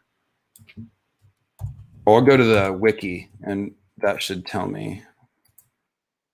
Okay, so see if this jogs anything for you, Shad. It's a sad song that is always requested by the ghost of High Heart as payment in exchange for telling the Brotherhood without banners of her prophetic dreams. And it's about Jenny of Old Stones, who was probably the daughter of the Woods Witch, or at least some sort of very dear figure to the Woods Witch. And did Jenny die at Summer Hall? Is that she did? Yeah, she died at Summer Hall. So Jenny's song is kind of the song that George has chosen to put an emotional point on the tragedy of Summer Hall in general. Is any of that like sound like a Grateful Dead song? I don't know. We're just throwing darts here, so don't feel bad if it doesn't jog anything. But it doesn't right off the top of my head. I'm thinking a little bit about a lot of folk songs where someone dear to the storyteller is lost in some tragic way, and but I can't think of anything in particular that's jumping out at me right now. So if people are saying there might be a couple lines of the lyrics in the book, if anyone wants to find that and be helpful and throw it in, that would be awesome. So I could see that. Kraken Taco says "Lady with a Fan." I'm not sure what that one's about. That's part of Terrapin, isn't it? Yeah, that's part of Terrapin. Yeah, that's where the lady who has the sailor and the soldier are both into her, and she throws her fan into the lion's den and says, "Which one of you is going to go get it for me?" So Rob says there's a song, Jenny of Old Stones, with the flowers in her hair. Catlin, we're all just in her hair. And then Catlin says we're all just songs in the end if we're lucky. And Carl says it reminds him of Must Have Been the Roses. Yeah. That's so yeah. That's a great, yeah. So there's two Grateful Dead songs that reference women with flowers in their hair. But which is the classic Mayday thing. So that's kind of a yeah. And then there's the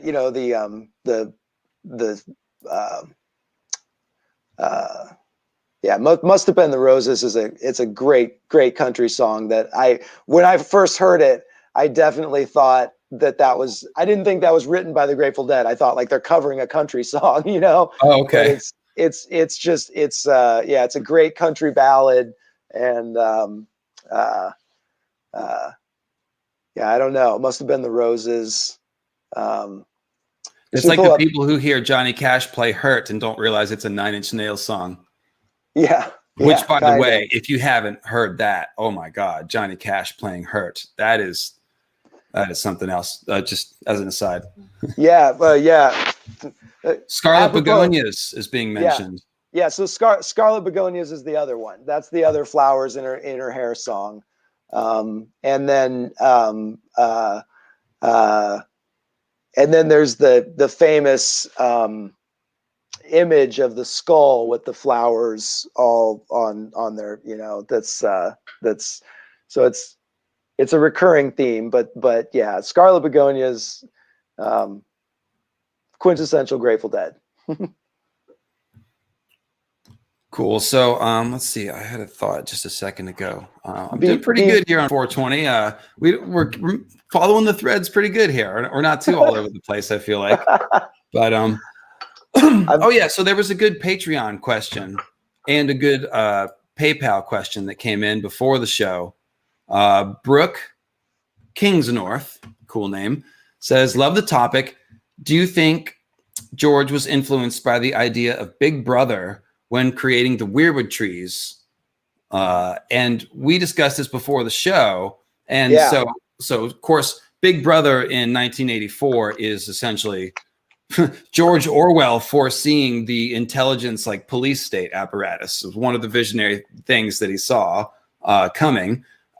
So we talked about it and we said, well, the Weirwood net's not really like that because it's pretty hard to compare Bloodraven and a few elves in a cave to the government. However, Lord Bloodraven, of course, used to be the hand of the king and pretty certainly used his magic to spy on everybody and keep the realm on lockdown. So that's very Big Brother for sure.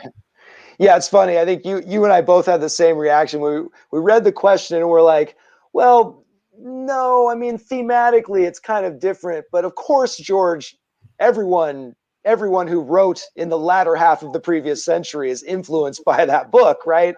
And then we started talking about it and we came around full circle and we're like, there are some similarities sort of thematically, and there are, so yeah, that George, was interesting. George makes the Bloodraven thing just edgy enough to where you don't feel totally comfortable being like, Bloodraven is awesome. I'm Team Bloodraven. And I like Bloodraven, but even I know that like you can't trust the guy. He might be planning to steal Brand's body or some shit. Like we can't rule that out, Yeah. Yes, there's definitely the other shoe to drop there. You feel it. And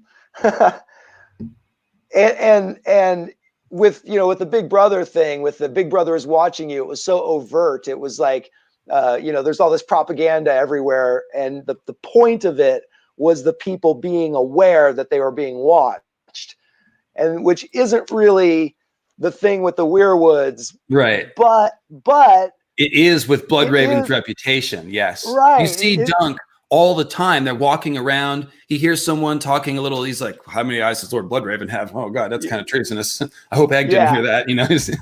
Exactly. So it's like it while it's not in everyone's face, it is what's going on. Like it is, he is watching. So another thing I connected the other day, a song that we do have lyrics to, of course, is The Bear and the Maiden Fair. And I found a new Grateful Dead. I'm proud of myself. This is my find. I'm claiming this. I don't think anybody has found this yet. But folks, a bear there was, a bear, all black and brown and covered in hair. 3 boys, a goat, and a dancing bear. They danced and spun up to the fair. How sweet she was and pure and fair, the maid with honey up in her hair. She smelled her all on the summer air, the maid with honey up in her hair. And it goes on and on. And so a couple things. The dancing bear is a very famous Grateful Dead symbol. You mentioned it earlier. At the Terrapin station, there's dancing turtles and dancing bears and shit. You see the little colorful dancing bears all over the place. It's a well-known thing. So this is how George snuck them in. It's the bear and the maiden fair. And it makes sense because there's the sort of, think about the hippie girl with flowers in her hair who's kind of like the May Queen, Jenny of Old Stones. Like it's basically describing some sort of fun dancing party where you've got the pretty women and the dancing bear. And there's, of course, all these sexual undertones to that song with the licking the honey from her hair, which is a good one. Like the honey is always a great symbol. Yeah. But I found the dancing bears in A Song of Ice and Fire. There they are. So yes, the dancing bears. Yeah. Honey. I was just thinking about licking the honey from the hair. Like,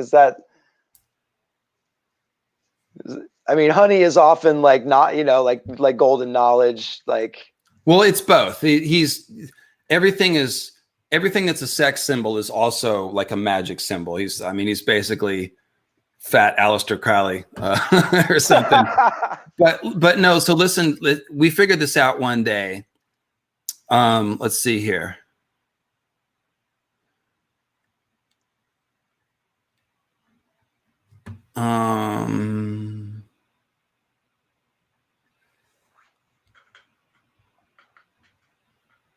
Oh, I'm a maid, and I'm pure and fair. I'll never dance with a hairy bear.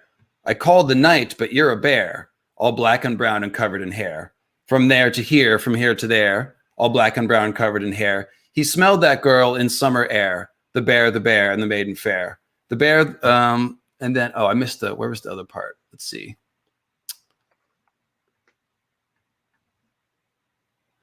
It's really tough for me I have like very mild dyslexia and all these lyrics look the same. So it's like, anyways, the point is, the honey in her hair is I get the hair got you. down there, because she's up in the air. now Like, that's the line I was right. looking for. She's up in the air. So Yeah, I read it now. Yeah, Yeah. okay. When you said it before, just pulled the honey and the hair out. I was like, oh, maybe, and then, but no. Now when you put it in context, there it is. Yep. Yeah. So, but of course, everything is, there's never just one meaning. So the honey in Song of Ice and Fire is one of the fire of the gods, right. mead of poetry symbols. So yeah, and that's one of the great things about psychedelic art, right? Yeah, Fat Aleister Crowley, that was a good line. Sorry, George. I mean, he makes fun of himself being a round person, so it's cool. It's with love, of course. We don't fat shame here, of course. No. So George might have some issues with that, but some people have explored the Samwell inner monologue to see, like, is George like working out some issues there? But maybe he is. I don't know. I thought you were more Crowley shaming him, really, if anything. Yeah, I get that's probably true. I mean, Crowley shaming. That's funny. That's good. That's a new one. So, guys, let me just throw it out to you guys. Yeah, if you want to donate with, either ask a question in the chat or through the PayPal Mythical Astronomy, we have a little time to grab random questions here. And there was one from Patreon I want to get. Let's see. John Lilly, Dr. John C. Lilly. I know I only learned about him because Les Claypool mentioned him in a lyric. But that's like British psychedelia, right? What, John Lilly? Yeah. Do you know about it? If you don't know, we'll just pass. We don't want to. Yeah, I'm not that familiar. Like I said, some of these characters that were operating in the States at the time, I was fortunate enough to meet, and so it brings it home a little bit more. But I never met Albert Hoffman. I've never met Leary. Okay, well, that's something we can go back for while we wait for some questions to come in. So Albert Hoffman, yesterday was Bicycle Day. Indeed. Albert Hoffman, of course, is the chemist who synthesized LSD in the laboratory, and he inhaled some of it by accident one time, felt some of the effects, noticed it, and came back and was like, I should do that on purpose. The first time he ever did that was April 19th, was it 1951, I believe? Or was it even like 47? 40s, the 40s. Oh, yeah, it was late 40s. Yeah, I'll just pull it up real quick. Being imprecise. April 19th, 1943. So think about that. 1943, the seeds are laid both for the discovery of DNA helix, supposedly by Watson and Crick. That the flash of insight there came on LSD. That happened in the 50s. And then the whole psychedelic movement in the 60s. And it all comes from this moment when Hoffman discovers LSD in a laboratory. So it's pretty interesting ripple in time, if you will. I always think about how fortunate we were that he's the one that accidentally ingested a little bit, someone not so prepared might not think, oh, I want to do that again. I mean, if I accidentally ingested LSD, I'm not sure I would think, you know what I mean? Like, well, yeah, if you don't know what's happening and why, it would be pretty terrifying. Potentially, but this guy was a scientist. And let me just take a minute to say, like, it sounds a little bit like I'm endorsing certain things. One thing I do not endorse is giving people any substance when they're not aware of it. I think that's a very high crime against somebody's free will and personhood. So just to throw that out there. That's something that, it used to be that used to be really prevalent in the Dead scene. Apparently their crew, their road crew, thought it was like super fun to like dose people. Yeah, I feel like that's wrong though. Yeah, I think that's one of those things that we've learned about, and when you talked about, you talked about, right, consent, but you talked about Timothy Leary saying, look, we were trying things. not everything we tried was right. Right. You know, Yeah. I think there are things that we, you know, a more mature counterculture would handle more maturely. Cool. Well, that was a good note to hit then. I'm glad we mentioned that. Yeah. But because it's not about just freaking out and partying and taking drugs. Like, that is not the friggin' point of any of this. And from a distance, that's what a lot of the 60s and Dead Tour looks like. But one thing that I took from Carlos Castaneda's books, the Don Juan books, more than anything, is the idea that psychedelics help with deconditioning. And this is very close to the idea of a spirit journey from like a native culture where they when a man comes of, or not a man, but a person comes of age, they might take a psychedelic spirit journey. You know, native cultures do these kinds of things. And so in Carlos Castaneda, the setup is you've got Don Juan, who's the shaman, the brujo, sorcerer guy. And then you've got Castaneda, who's an anthropologist from LA. And he has all this conditioning that Don Juan is trying to break down so that Don Juan can teach him the shamanic truths. And he essentially uses these psychedelic drugs to do that. And the first few books, it is just nothing but drug trips in the jungle for Castaneda. And at some point in a later book, when Castaneda is more advanced, he asks Don Juan, "Why did you give me so much drugs?" And he's like, "You had a lot of conditioning we needed to break down. Other people might need one trip and they see it all and they lose, you know, do the ego death thing and all that." But like so psychedelics can play a role in deconditioning you from a bunch of bullshit that other people put in your head. And for me, that's what it did. Like when I talk about moving out to California at age 23, well, I took acid for the first time at 17.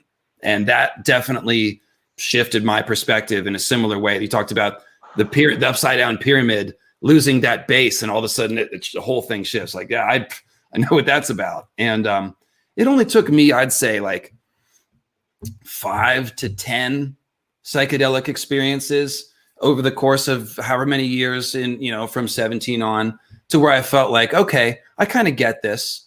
And you reach a certain point where you don't really need to go back. It's not a party drug. It's not something you do to get high. It's not something you do for fun. There is a level of fun and carnival to it, but psychedelics like should be taken seriously. You know, go ahead. Ken Kesey said, once you've unlocked the door, you can't just keep walking back and forth through that doorway and calling that enlightenment. Right.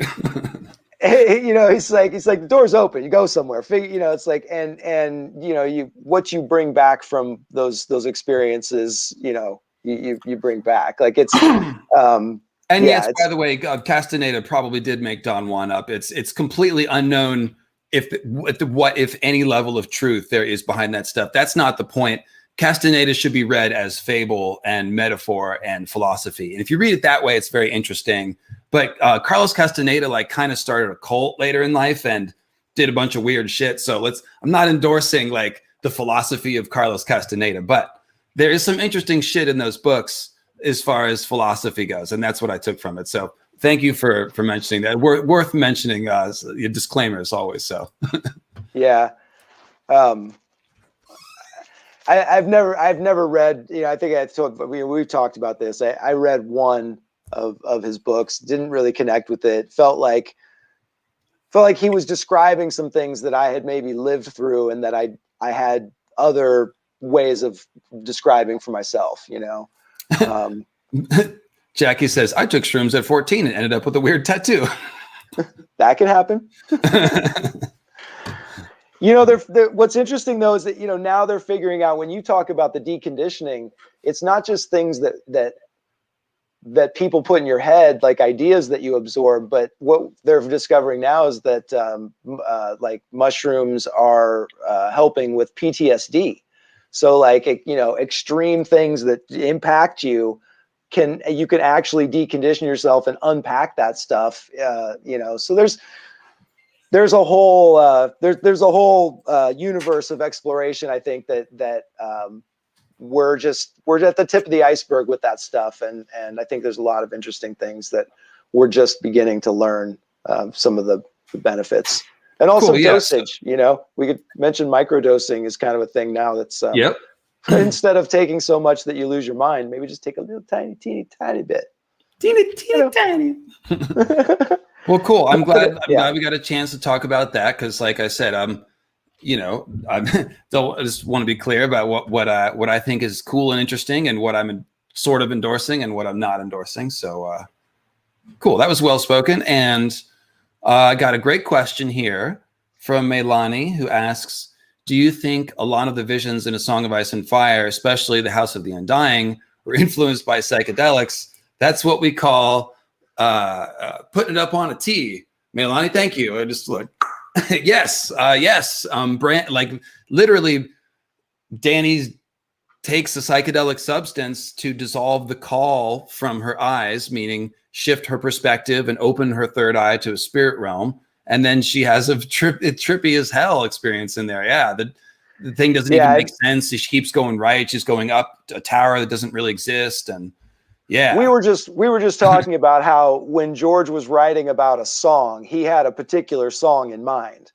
So you have to think that when he was writing about that experience for her, you know, I'm not saying he was writing from his own experience, but he was definitely writing about a particular type of experience, likely one that he's had himself. That psychedelic experience is a hard thing to write about, and that gives you a pretty good feeling of, you know, like you feel a little disoriented after reading the passage. You know, it gives you that.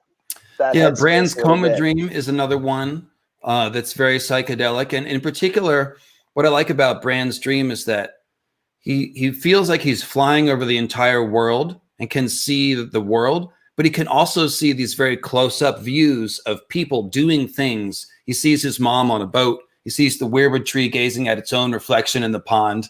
There's a super trippy one. And so the perspective is unclear. Like, is he seeing the globe, or is he like zooming in with microvision into these scenes? Well, kind of all this. And then it's the curtain of light at the end of the world. And he looks over to a shy and sees the dragons under the sunrise. So yeah, I mean, the reason that George can write those kinds of scenes so well is because he's got experience. He's experienced in the Jimi Hendrix sense. Absolutely. So good question there. Thank you for that. And there was one other one that came in, I think, here. Oh, that was the Big Brother one. I got that. Cool.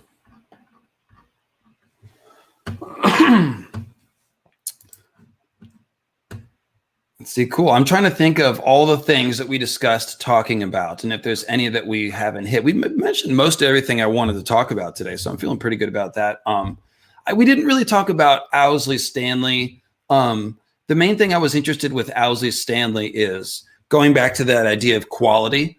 The same guy that Owsley Stanley is the acid chemist in the States. He's not Albert Hoffman, but he's the guy who he was just the chemist for everyone during that time. And he also was responsible for, in part helped be responsible for the incredible advancements in sound that the Grateful Dead achieved. And some of the things that they did back then are still the standard for audio equipment. So pick an entry point and maybe start talking about that, because I just think that's so interesting. Owsley sounds like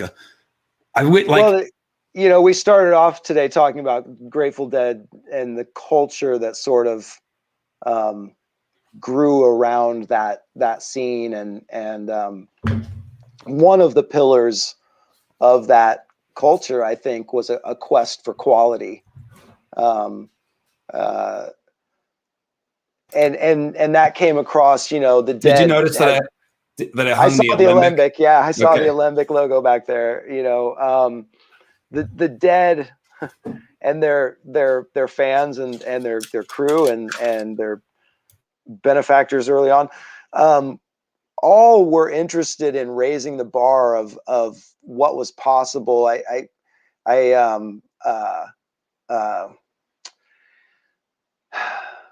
they wanted to create art, and in order to do that, they had to take control over certain aspects of the music, and that included sound reproduction, and that included, you know, feedback control. That included custom instruments, and even changing the construction of guitars to, you know, the neck through guitar thing, you know, was So I've got my little toy alembic here. oh, cool. Yeah. I Yeah. think I showed this to you one time, and they even put the neck through Nice. Yeah. stripe on the back. Yeah. So, Yeah. Yeah. And so it's an 8-string bass, actually. oh, wow. So I think this is supposed to be John Paul Jones's bass. That's what it is. Yeah. Led Zeppelin. Nice. Yeah.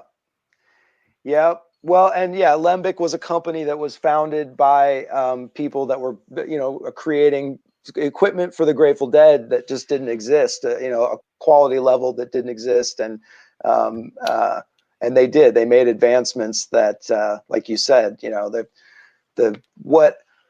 one interesting story that's been written in books, Owsley had a house that he rented in LA. Allegedly, there was a machine in the attic that was stamping LSD pills, and it created a dust of LSD that they were all sort of just breathing all the time. And so they created a certain headspace that they were living in. And a certain headspace is doing a lot of work there, but go ahead. Yeah, one day while the Dead were practicing, Owsley had one of these cross-sensual experiences where you know, your brain, it's something that Hoffman described early on, and it's something a lot of people have had. Well, Owsley was seeing sound. He was seeing the sound come out of the speakers, and he spent a deal of time crawling around in the room and watching how the sound moved in the corners and the walls and around things. And yeah, exactly.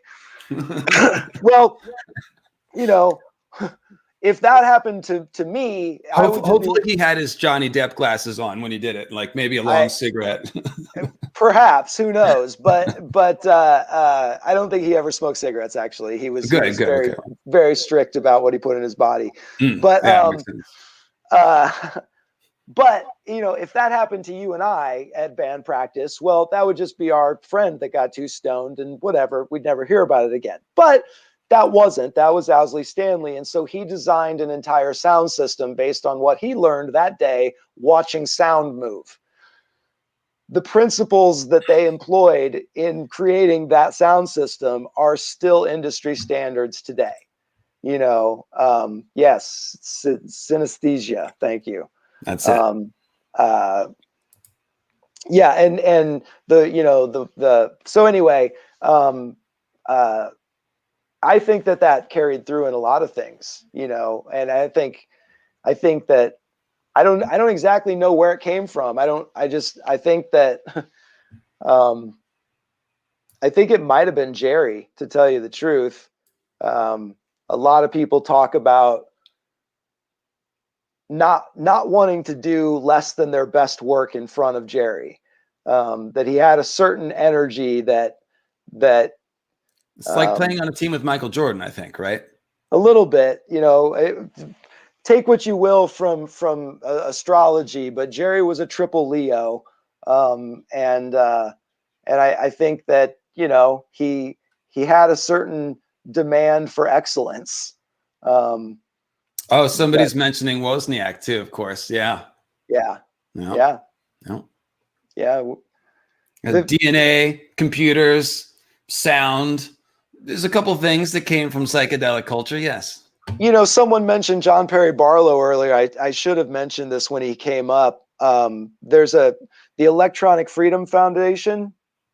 Mm-hmm. Mm-hmm. They do a lot of work that is becoming more and more obviously important to people in protecting privacy in the digital age. That's John Perry Barlow. He started that. Oh, cool. You know, the Dead's effect, you know, that culture's effect, you know, it's everywhere. So there you go. I just wanted to mention that, apropos of nothing. And that's kind of the point about this whole counterculture thing, is like, it started off being a giant middle finger to most everything else, or at least to a few specific things. But at this point, we can look back at it and say, this is just another wing of American culture. And in fact, it's one of the bright spots of American culture, something that really should be celebrated and that we should be proud of, that's influenced the entire world.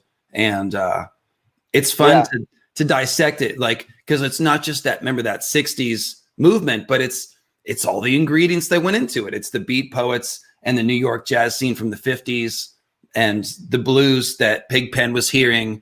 All of those ingredients come together. The acid from Sandoz Labs. Ken Kesey shows up to drive the bus. Like it just all came together. And it's the Roaring Twenties. Don't forget the Roaring Twenties. Those there's all of these things wrap up, and I think a friend of mine described it as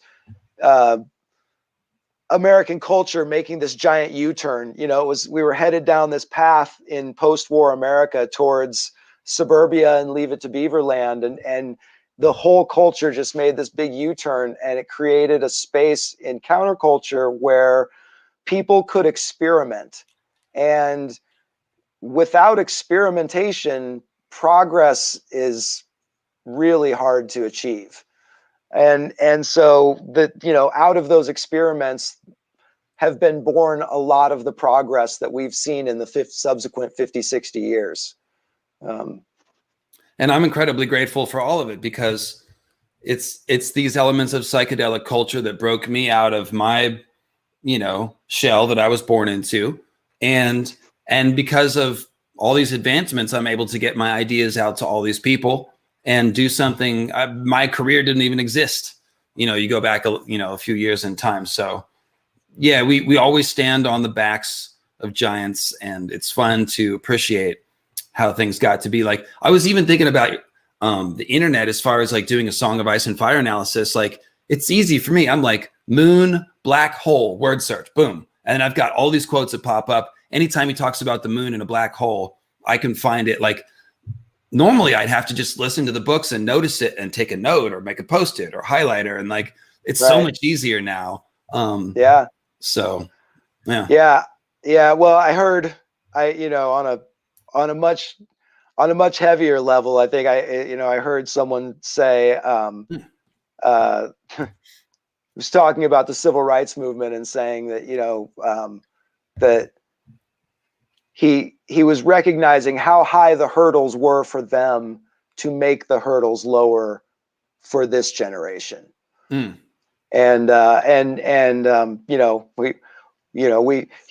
the internet and all kinds of ways that we're standing on the shoulders of those that came before us. But I think maybe on a day when a pretty important verdict came down, that's one, one of the most important ones that we're all, standing on the shoulders of some true giants from the 60s, I just wanted to mention that. Well, it's that long arc of justice thing where it's kind of like a very long game of tug of war, and everyone's got to take their turn pulling on the rope when they're here, and then some new people come in to pull on the rope, and eventually we're pulling it in a direction towards justice and truth are the values that I'd like to think we're trying to keep alive in the world. So, and empathy. I like justice. I like truth. I like empathy. Those are good ones. The other one, yeah. Truth without empathy is kind of dickish, I've found. Yeah. So, shout out to all you Scorpios out there. Oh, sorry, I didn't know that. Yeah. Anyways, guys, I think this is probably a good place to wrap it up. I've kept Shad for about 2 hours. Oh, I got one more here on the PayPal. Let's take a look at this. Jeffrey says, could you speak on the link with psychedelics and the near-death experiences in Game of Thrones? Okay, so let's see. Dany walks into the pyre and sort of transmutes death there. And there's a lot of language about the fire being inside of her and transforming her. and it's definitely echoed on her personal transformation. So that is very much like what happens after a good trip, isn't it? Actually, Yeah, that very much mimics the the transformation, the death of ego kind of experience, right? Like, you're different afterwards. Yeah, her fears are burned away, and she has new strength and courage. Yeah, I mean that's real good. Yeah, absolutely. And we've also talked about how brands fall from the tower. George is using all the symbolism of the Tower Tarot card, which again is all about sudden personal change and growth and stuff. So it's a very good question, and it's exactly what I was talking about when I said that all the fun magic fantasy stuff is always anchored to the heart and conflict of the characters. So perfect. Yeah, it's interesting. Yeah, I've learned a couple things today. I've the must have been the roses, flowers in her hair. That was a great one. You know. Well, I think I definitely saw some people that were impressed with your find in the Erie there. So nice one. Yeah. And you've had that on ice for like 2 years. You told me about that a long time ago. We've been kicking around the idea of having you on forever. So really glad we got it done. Really appreciate you coming on, man. I think everyone's had a lot of fun. So cool. Well, it was fun. It was fun. Happy 420. All right. Cheers, guys. I'll take care. See you next time. Bye.